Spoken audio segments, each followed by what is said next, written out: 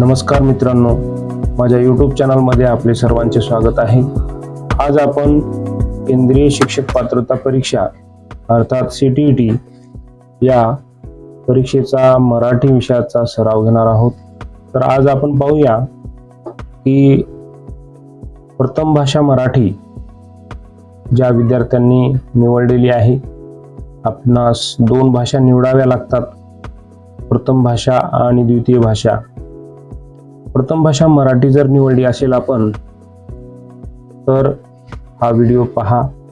भाषा विषयाच्या बाबतीत एक गोष्ट अजून तुम्हाला सांगू इच्छितो, प्रथम भाषा असो का द्वितीय भाषा असो किंवा कुठल्याही प्रकारची भाषा असो, भाषिक क्षमता शिक्षकाची तपासण्यात येत असते। त्यामध्ये भाषा कौशल्य, तुम्हाला त्या भाषेची कितपत समज आहे हे पाहिल्या जाते आणि म्हणून सर्व भाषेचे पेपर सारखेच असतात, फार काही बदल नसतो। हे समजून तुम्ही जरी तुमची इतर भाषा असेल निवडलेली, इंग्लिश असो, गुजराती असो, हिंदी असो, तामिळ असो, कुठली असू द्या, जर आपणास समजत असेल तर मराठी हा मराठी भाषेचा जो पेपर आहे तो आपण या ठिकाणी कसा सोडवायचा हे पाहत आहोत। आपण सुद्धा पाहू शकता। चला तर मग सुरुवात करूया। या ठिकाणी आपणास पुढील उतारा वाचा आणि प्रश्न क्रमांक 91 ते 99 यासाठी योग्य पर्यायाची निवड करा असं सांगितलेलं आहे। आता तुम्हाला सांगतो, प्रथम भाषा मराठी हा जर पर्याय निवडलेला असेल तुम्ही, तर तुमच्या प्रश्नपत्रिकेमध्ये प्रश्न क्रमांक 91 पासून 120 पर्यंत प्रथम भाषा मराठी प्रश्न असतात आणि द्वितीय भाषा जर निवडली असेल तर 121 पासून 150 पर्यंत प्रश्न असतात। तर पाहूया प्रश्न क्रमांक 91 ते 99 यामध्ये उतारा दिलेला आहे मित्रांनो। पहिल्या सुरुवातीला उतार्यावरील प्रश्न सोडवत असताना एक महत्त्वाची गोष्ट ती म्हणजे अगोदर आपण प्रश्न वाचन करणे आवश्यक आहे। प्रश्न वाचन केल्याच्या नंतर उतारा पुन्हा तुम्ही वाचन करायचा आहे। प्रश्न वाचल्यामुळे आपणास कोणते प्रश्न विचारण्यात आलेले आहेत हे आपणास अगोदरच माहीत होते आणि त्या अनुषंगाने आपण उतार्यामध्ये विचारलेले जे प्रश्न आहेत ते कुठे आहेत पाहू शकतो आपण, किंवा पेन्सिल आपल्याकडे असेल तर आपण पेन्सिलनं एखादा आपला प्रश्नाचा जो शब्द आहे उतार्यामध्ये तो आपण टिक करून घेऊ शकतो। तर पहा, आता हा उतारा दिलेला आहे, या उतार्यावर आधारित काही प्रश्न खाली विचारलेले आहेत। पहिल्यांदा आपण प्रश्न वाचून घेऊया। प्रश्न क्रमांक 91। आता पहा, लेखकाच्या मते झाडं ज्या कृती करतात त्यापैकी चुकीचे विधान शोधा। प्रश्न वाचन करत असताना प्रश्न काळजीपूर्वक वाचणे आवश्यक आहे मित्रांनो। पहिल्यांदा प्रश्न वाचा, पुन्हा एकदा वाचा, त्याच्यामधला एखादा शब्द आपल्याला लक्षात आलाय न आलाय पहा, कारण शब्द फार महत्त्वाचे आहेत। या ठिकाणी आपल्याला चुकीचे हा शब्द महत्त्वाचा आहे। या ठिकाणी चुकीचे विधान शोधा असं म्हटलेलं आहे। तर पहा, पर्याय पण वाचणं आवश्यक असते। प्रश्न वाचन करत असताना प्रश्नांचे पर्याय वाचत चला। सुरुवातीला उतारा वाचण्यापूर्वी प्रश्न आणि प्रश्नांचे पर्याय वाचणं आवश्यक असते। आता पहा, या ठिकाणी द्रव्य कण आणि धूळ शोषण, दम्याच्या त्रासात वाढ, प्राणवायू पुरवठा, त्वचेचं रक्षण असं हे दिलेले आहेत। तर याचे उत्तर आपण नंतर पाहूया। पहिल्यांदा प्रश्न अशा प्रकारे वाचन करून घ्यायचे आहेत। दुसरा प्रश्न पण वाचन करून घ्यायचा आहे। प्रदूषक द्रव्ये वातावरणातून अधिक चोखपणे बाजूला सारण्याचे काम कोण करतं? आता पर्याय दिलेले आहेत, हे पर्याय वाचायचे। परीक्षेमध्ये प्रश्नपत्रिका सोडवत असताना सर्व प्रश्न आणि त्याचे पर्याय वाचन केल्याच्या नंतर तुम्ही उतारा वाचायला सुरुवात करायची आहे मित्रांनो. आता पहिला प्रश्न कुठं आहे आणि याचं उत्तर कुठं आहे आपल्याला शोधायचं आहे. तर द्रव्यकण आणि धूळ शोषण तर पाहूया आता आपण उतारा. या ठिकाणी उत्तर दिलेलं आहे.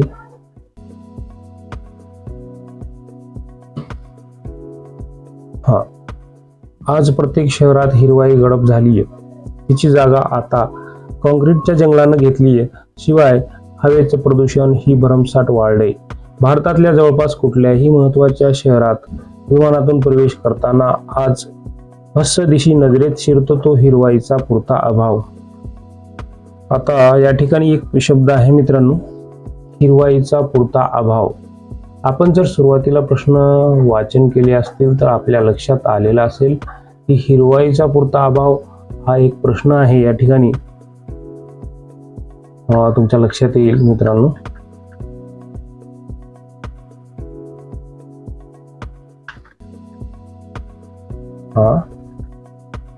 बघा, एक मिनिट. आता या ठिकाणी बघा मित्रांनो, आपण हे अगोदर प्रश्न वाचन करून घेतले होते. लेखकाच्या मते कोणत्याही शहरात प्रवेश करताना प्रकर्षाने जाणवणारी गोष्ट कोणती? आता हिरवाईचा पुरता अभाव. हिरवाईचा अभाव हा जो शब्द आहे ते आपल्याकडे पेन्सिल असेल टिक करून घेणे किंवा त्याचं उत्तर आपल्याला लगेच आपण घेऊ शकतो. कारण आपल्याला उत्तर शोधत असताना अशा पद्धतीनं आपण काय करायचे, उत्तर काढायचे आहेत.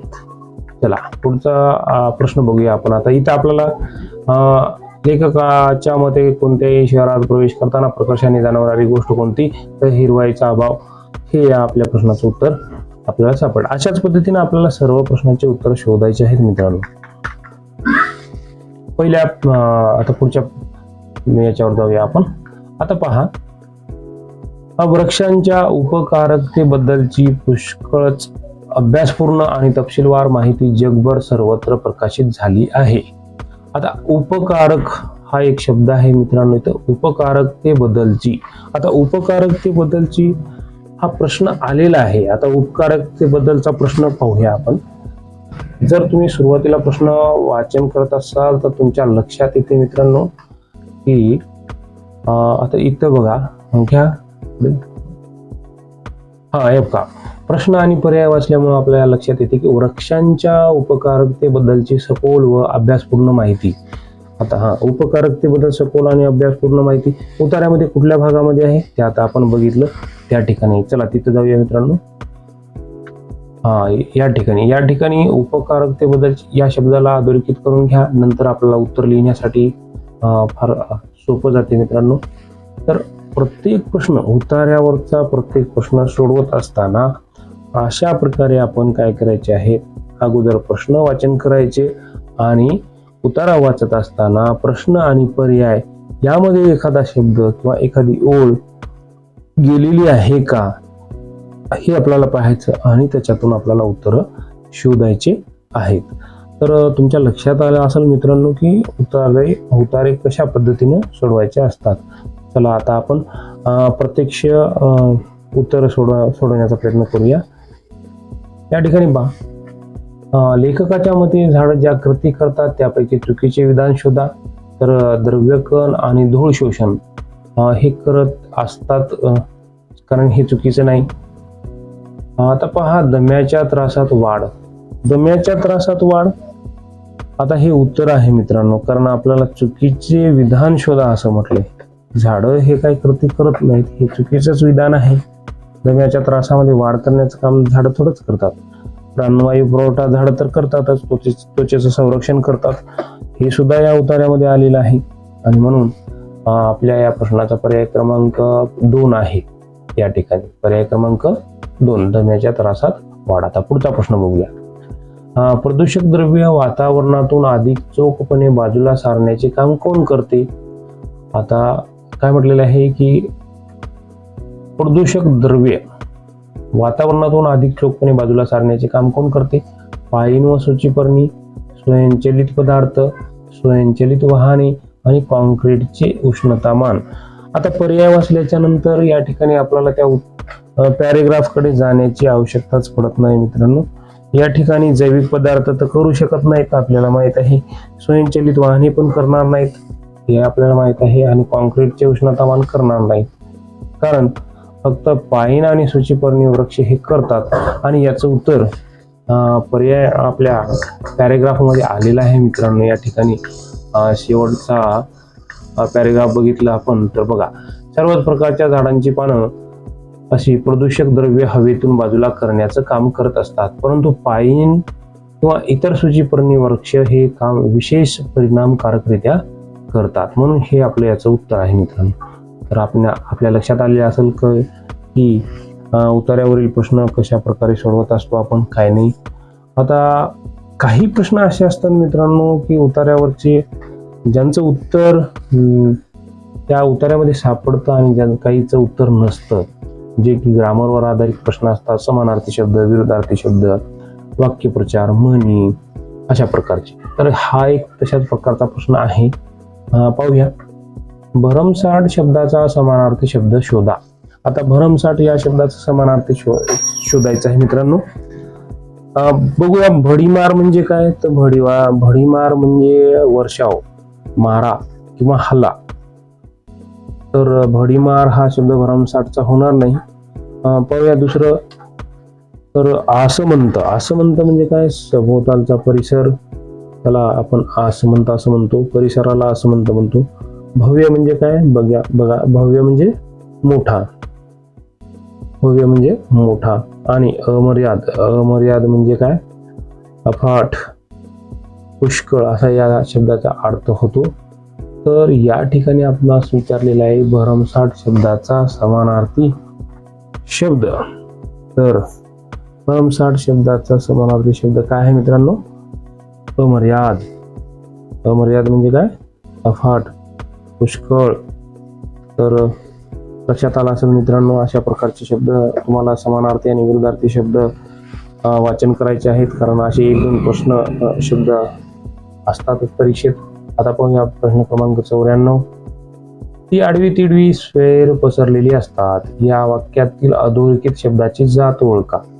आता अधोरेखित शब्दाची जात ओळखायला सांगितले मित्रांनो. पाहूया. भाववाचक नाम आडवी तिडवी, कुठल्याही प्रकारचा भाव नाही याच्यामध्ये, आणि भाववाचक नाम होणार नाही आडवी तिडवी म्हटल्यामुळे. आता पाहूया आपण की सर्वनाम आहे का. नावाऐवजी वापरल्या जाणाऱ्या शब्दांना सर्वनाम म्हणतात. वापरले का तसं नाही. तीच्या अगोदर जर समजा तीच्या खाली हे केलं असतं, अधोरेखित केलं असलं तर झालं असतं सर्वनाम, आहे की नाही. त्यानंतर सर्वनाम होणार नाही. आता पहा या ठिकाणी क्रियाविशेषणावे. क्रियाविशेषणावे हे आपलं उत्तर आहे, कारण कसे पसरले ही रीत दर्शवते. रीत, त्या शब्दाची रीत, ज्या शब्दाची जी कसे पसरले हे दर्शवते. म्हणून आडवी तिडवी हे जे शब्द आहे तो क्रियाविशेषण अव्यय आहे, क्रियापद नाही. कारण क्रियापद का होणार नाही, कारण कुठल्याही प्रकारची क्रिया या शब्दामध्ये नाही, त्याच्यामुळे क्रियापद नाही. चला पुढचा. आता उत्तर लक्षात आला असेल तर पर्याय क्रमांक 3 हे या प्रश्नाचं उत्तर आहे. त्याला पुढचा प्रश्न बघूया मित्रांनो. पुढीलपैकी विशेष नाम नसलेला पर्याय शोधा. आता पहा, विशेष नाम नसलेला पर्याय शोधायचा आहे आपल्याला. तर पाहूया मित्रांनो. सूचीपर्णी हा शब्द दिलेला आहे. सूचीपर्णी हे झाडाचा प्रकार आहे. त्यानंतर पाहूया की आता विशेष नाम आणि सामान्य नाम यामध्ये फरक तुमच्या लक्षात येणे. विशेष म्हणजे एखाद्याबद्दलचं विशेष आहे. सामान्य म्हणजे ते पूर्ण त्या जातीचाच उल्लेख होत असेल तर त्याला सामान्य नाम असं म्हणतात. आता रमेश, गणेश, आता एखाद्या माणसाचं नाव आहे, ठिकाणाचं नाव आहे, ते विशेष नाव असतात. तर सूचीपर्णी हे झाडाचं एक झाडाचा प्रकार दर्शवतो आणि त्यामुळे ते तर विशेष नाम नसलेला असं म्हटलेलं आहे, त्यामुळे तो नाही. झाड म्हटल्याच्या नंतर आता झाड म्हणजे कोणतं झाड नेमकं. आंब्याचं झाड, याचं असं काय विचारले का. नाही, झाड हा शब्द विशेष नाम नाही. आता पृथ्वी हा शब्द एका ग्रहाचं नाव आहे, विशिष्ट ग्रहाचं नाव आहे, त्याच्यामुळे हा विशेष नाम आहे. त्यानंतर पाईन हे सुद्धा झाडाचा प्रकार आहे है ना. त्यामुळे झाड हा शब्द सर्वसाधारण वाटतो या सर्व शब्दांपेक्षा, म्हणून याचं उत्तर आहे झाड. चला पुढचा प्रश्न पाहूया. उतार्याप्रमाणे कोणत्या दोन बाबीमध्ये सकारात्मक संबंध असल्याचे निष्पन्न झाले असे सांगण्यात आले आहे. आता विचारले की सकारात्मक संबंध असल्याचे निष्पन्न. आता बघा, दमा आणि फुफ्फुसांचा आजार, अधिक झाडं आणि कमी होणारा दम्याचा त्रास. अधिक झाडं आणि कमी होणारा दम्याचा त्रास हे सकारात्मक विधान आहे मित्रांनो, आणि हे पॅरेग्राफ मध्ये आलेलं आहे. पाहिजे तर तुम्हाला पहा, तुम्ही दाखवतो तुम्हाला. घ्या पुढे.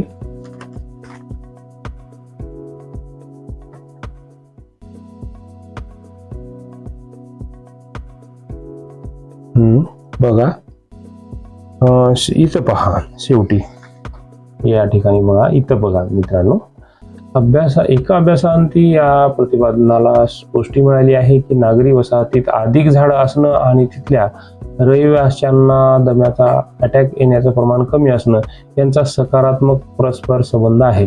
आता असे शब्द, हे सकारात्मक हा जो शब्द आहे ते आपण अगोदरच वाचन केला होता, म्हणून लगेच आपल्याला या ठिकाणी पॅरेग्राफ मध्ये शोधता आला. तर अशा प्रकारे आपल्याला काय करायचं आहे मित्रांनो, शोधायचे आहेत पॅरेग्राफ मध्ये. चला पुढच्या प्रश्नाकडे जाऊया आपण. पहा इथं, तर याचं उत्तर आपल्याला माहितीच आहे मित्रांनो की ह्या ठिकाणी काय, अधिक झाडं आणि कमी होणारा दम्याचा त्रास. कारण काय, सकारात्मक संबंध विचारले ना. दमा आणि फुफ्फुसांचा आजार हे काही सकारात्मक नाही. प्रदूषक द्रव्य आणि डांबराची उष्णता मान हे पण नाही. कॉन्क्रीटचे जंगल आणि वायू प्रदूषण सकारात्मक थोडे नाही. चला 97 बघूया. प्रश्न क्रमांक, एखादी गोष्ट मुद्दाम निक्षून करणे या आशयाचा कोणता शब्द उतार्यात आला आहे? मुद्दामहून करणे, निक्षून करणे. तर या ठिकाणी बघूया आपण, कार्यक्षम म्हणजे मुद्दामहून होणार नाही. या ठिकाणी कार्यक्षम हा शब्द होईल का? होणार नाही.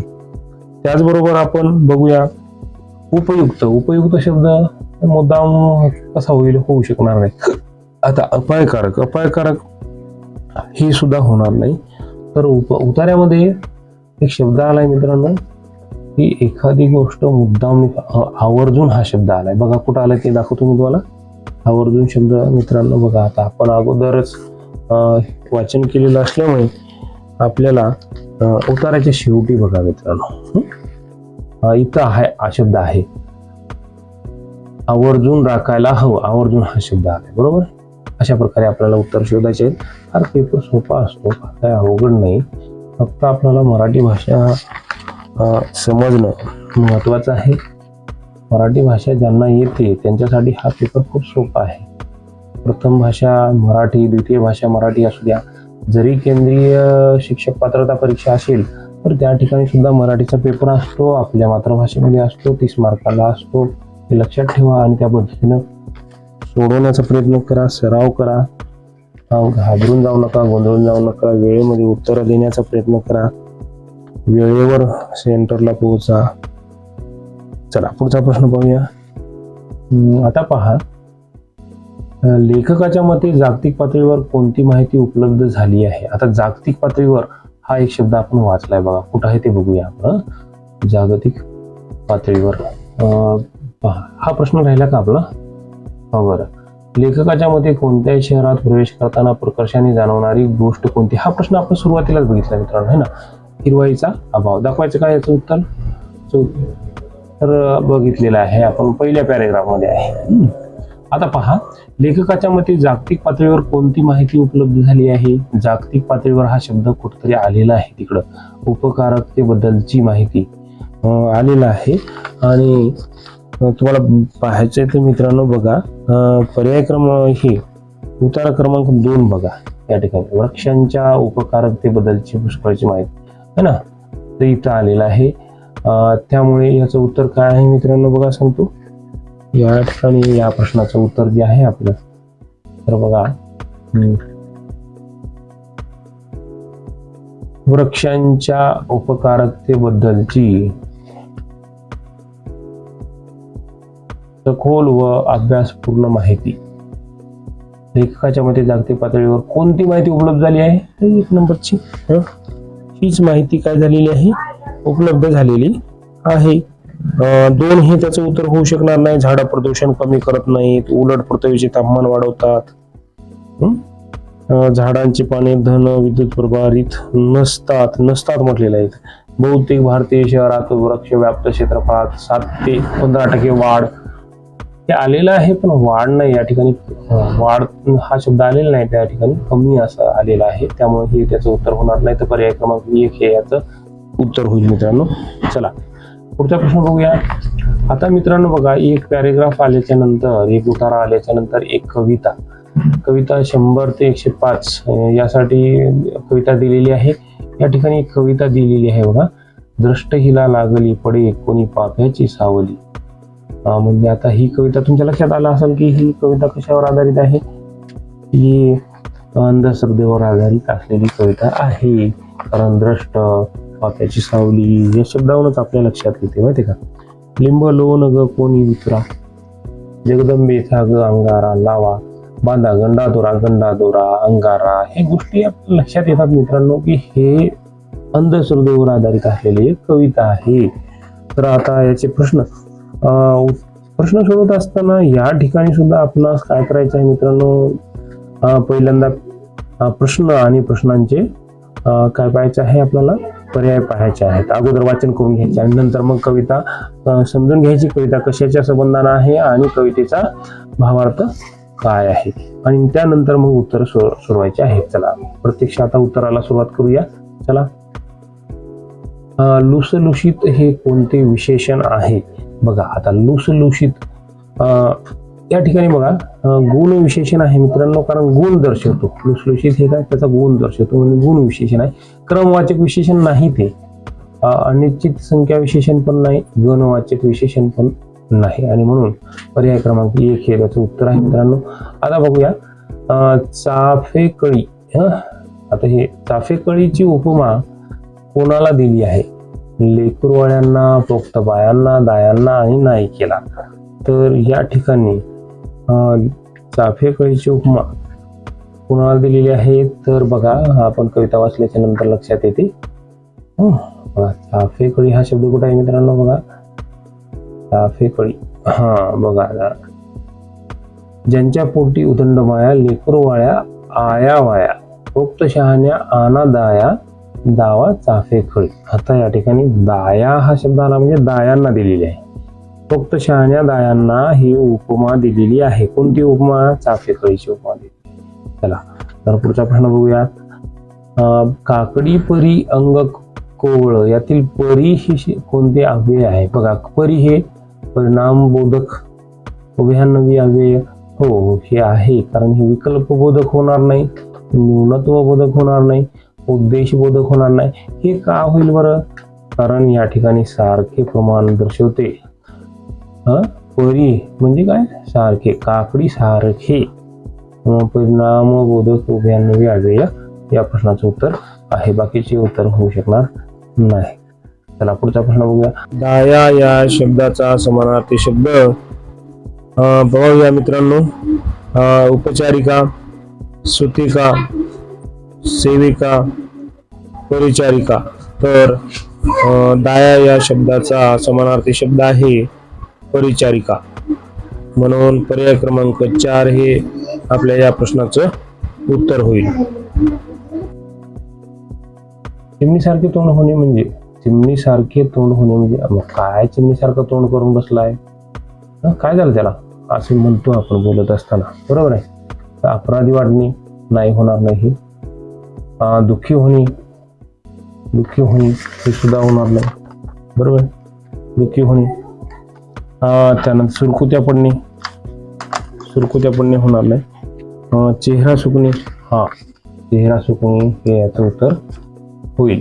चिमणीसारखे तोंड होणे म्हणजे काय? चेहरा सुकणे. चला पुढचा प्रश्न. तरुणीवर उपाय करण्यासाठी बोलावण्याचे कारण काय? त्या प्रेमळ असतात म्हणून बोलवले का? त्या अनुभवी असतात म्हणून?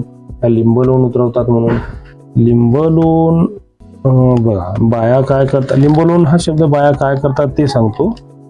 आणि त्यांना का बोलवले बोलण्याचं कारण आहे की अनुभवी उपाय करतात म्हणून, अनुभवी असतात म्हणून, शहाणे असतात म्हणून नाही, अनुभवी असतात म्हणून, है ना. तर या ठिकाणी या बघा, तर याचं उत्तर आहे मित्रांनो की त्या अनुभवी असतात म्हणून. तर या ठिकाणी आपण थांबूया मित्रांनो. या ठिकाणी आपण आता उतारा आणि आपण काय केलेलं आहे माहिती आहे का, या ठिकाणी उतारा आणि कविता यावर आधारित असलेले प्रश्न आपण घेतलेले आहेत. उतारा आणि कवितेवर आधारित असलेल्या प्रश्नांचा सराव आपण या ठिकाणी बघितलेला आहे, कसे सोडवायचे काय नाही. याच्यानंतर आपल्याला भाषा विषय कसा शिकवावा विद्यार्थ्यांना, तो अभ्यास 15 मार्कासाठी असतो.